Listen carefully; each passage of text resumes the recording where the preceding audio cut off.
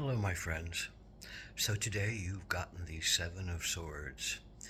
There's a lot in this card, and of course, like all the cards, it depends on what the other cards are around it and what the point of focus is with it.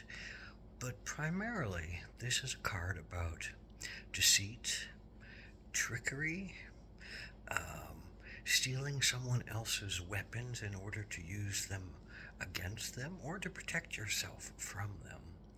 But it's never fully um, open, and it's never fully honest, and it's never fully clear and clean, and there's always that chance of being found out and risking embarrassment or prosecution or worse. So the question with this card is often about, is someone deceiving you? Is someone lying to you? Is someone psychologically manipulating you? Is someone using your own words to hurt you? Is someone being backhanded about you and stealing things right out from underneath you and deceiving you and others about their true intentions? Is it imposters and foes and spies and friends who aren't really friends? Now, the other side of this is, what if this is you? Are you playing games? Are you not being clear? Are you not being honest? Are you trying to manipulate the situation in order to get an outcome for yourself that feels better? But so you have to look at yourself and you have to ask yourself questions about, am I doing this in a righteous way, or am I doing this in an expedient way and an underhanded way in order to get something that I really want, in order to steal something that would help me and give me something, in order to help myself be clean and clear. I can cast aspersions on someone else. So this is always a very big questions about your moral and your ethics, your sense of vindictiveness, your sense of victimization, looking outside at others being that to you, and looking at yourself as being that toward others. So it's always a kind of a tightening of the screw, the sevens, the Saturn influences, the laws, the father figures, the going against the tradition. So there's a sense of, kind of being alone and doing this on your own and not getting input from others and not having other people's understanding and wisdom come to you, because you're not asking clear questions, you're not asking for clear insight from others, and you're kind of, if you're doing this, if you're the one about this, you're being kind of impetuous and not really thinking about your plans completely and planning them out and looking at them with clear thought and clear dignity. You're kind of doing rash, risky behaviors, quite possibly, and thereby you have to keep asking yourself, is this the highest truth I want to maintain right now? Is this the holiest endeavor I want to maintain right now? Is this the cleanest that I can be in my process right now? And oftentimes it's a sense of, if you can come clean, if you can be clear, you can promote trust with others. Now, if that's you. Now, if this is someone else who's doing this to you, which is another sense of this card, then it often says, well, you have to maybe use guile, and you have to use craftiness, and you have to use slyness in order to protect yourself from someone else who's doing those things to you.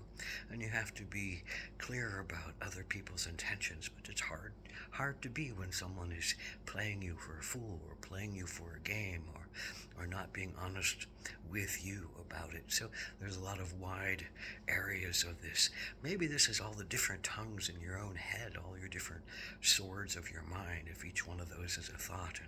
And swords are often about, pointed judgments and not as clear of thinking as you want them to be. So they're often the things that get in our way of being clean and righteous and quote, holy in our endeavor. So you have to look at yourself with this card and say, what am I sneaking around about?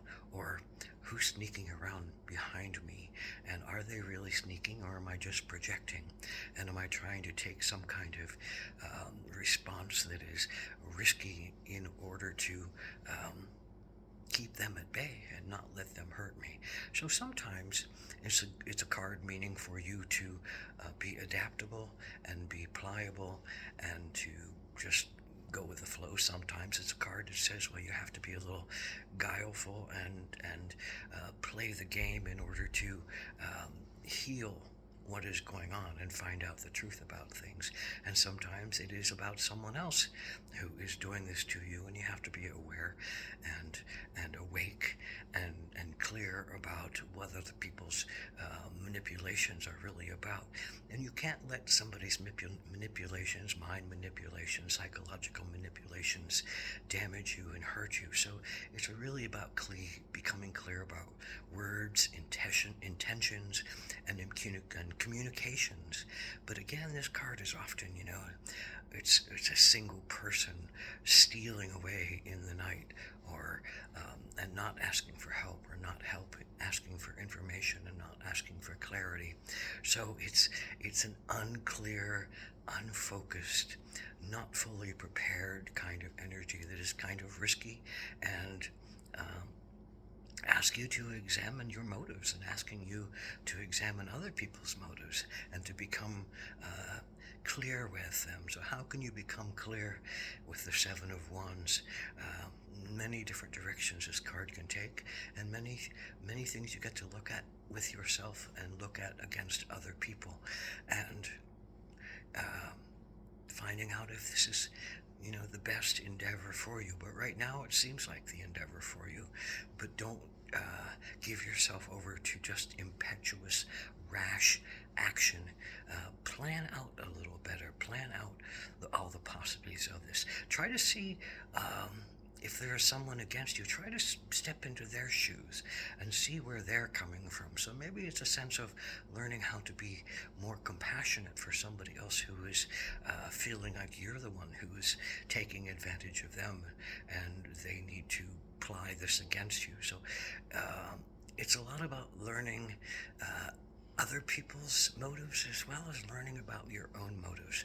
And the screws are tightening around this. Sevens are kind of, winnowing you down into what is really important, and what is really clear, and what is really clean, and what are the best philosophies that you can have, and the best, highest understandings you can have that don't keep you in this kind of low place, this abandoned place, this selfish place, this victimized place.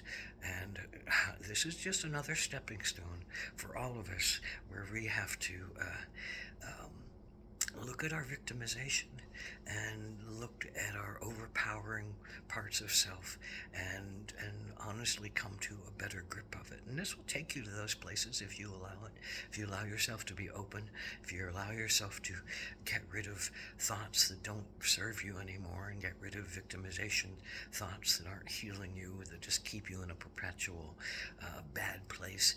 So the Seven of Swords is really contemplative in a lot of ways, but it's about thinking, and it's about communication. So this is a place of kind of just being to yourself, and you can go back to the sixes or go forward to the eights to find that you are better when you talk from your heart, and you're better when you talk of your thoughts and your opinions, and there's an open forum for people and others to discuss what is going on, to get clarity and to get more direction. But the sevens are just that kind of place that are challenging. They want to take you to success, but the things that get in our way of success are often our own mental attitudes and attributes and belief systems about ourselves and about others and about the universe that is showing to us what we think it's showing to us. So this is a good clearing ground, but it's not an easy one, and it's not, and it is a risky one. So open yourself up, allow the Seven of Swords to speak to you. Look at your sense of who you feel is really trustworthy, and are you trustworthy in this? And is there any way that you can become more trustworthy with yourself and with others? And that's all there is to the Seven of Swords. Thank you. Have a great day.